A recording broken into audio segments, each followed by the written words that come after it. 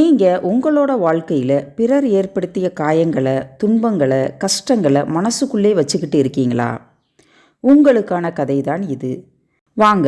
அனைவருக்கும் வணக்கம். நான் உங்கள் அகிலா. இது கதை கேட்கும் நேரம்.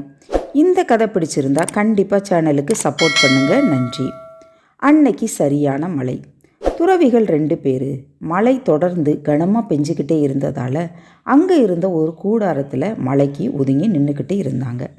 மழை விட்டதும் நம்மளோட ஆசிரமத்துக்கு போகலாம் அப்படின்னு நினச்சி அங்கேயே கொஞ்ச நேரம் நின்றுக்கிட்டு இருந்தாங்க. அந்த நேரத்தில் அப்படின்னு ஒரு அலறல் சத்தம் கேட்டது. துறவிகள் 2 பேருமே திரும்பி பார்த்தாங்க. அங்கே பாதை ஓரமாக ஒரு பெண் சேரும் சகதியுமாக இருந்ததால் வழுக்கி விழுந்துட்டான். ஒரு துறவி ஓடி போய் அந்த பெண்ணை தூக்கி விட்டார். அவளால் எந்திரிக்க முடியலை. காலில் நல்லா அடிபட்டு இருந்தது. அந்த பெண், ஐயா, என்னோட வீடு இந்த பாதையை கடந்தா அதோ தெரியுதே பாருங்க, அந்த வீடு தான். தயவு பண்ணி என்னை அங்கே தூக்கிட்டு போய் இறக்கி விட்டுறீங்களா அப்படின்னு கேட்டா. அதுக்கு துறவி சரின்னு சொல்லிட்டு அந்த பெண்ணை தூக்கிட்டு அவளை வீட்டில் கொண்டு போய் விட்டுட்டு வந்தார். இன்னொரு துறவி இவர்கிட்ட, நீ செஞ்சது மிகப்பெரிய தப்பு, மடத்தனம், முட்டாள்தனம்.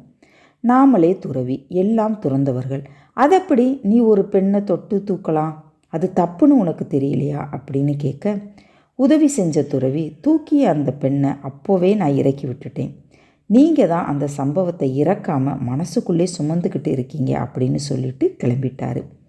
இந்த கதையிலிருந்து நாம் தெரிஞ்சுக்க வேண்டியது என்னன்னா, நாமளும் தேவையில்லாத விஷயங்களை மனசுக்குள்ளே போட்டுட்டு அழுத்திக்கிட்டே இருந்தோம்னா அது தேவையில்லாத பேச்சுக்களை, முக்கியமாக கோபத்தை வெளிக்காட்டும்.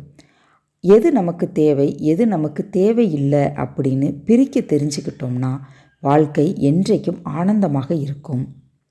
இனி ஒரு நல்ல கதையோடு அடுத்த வீடியோவில் சந்திப்போம். நன்றி, வணக்கம்.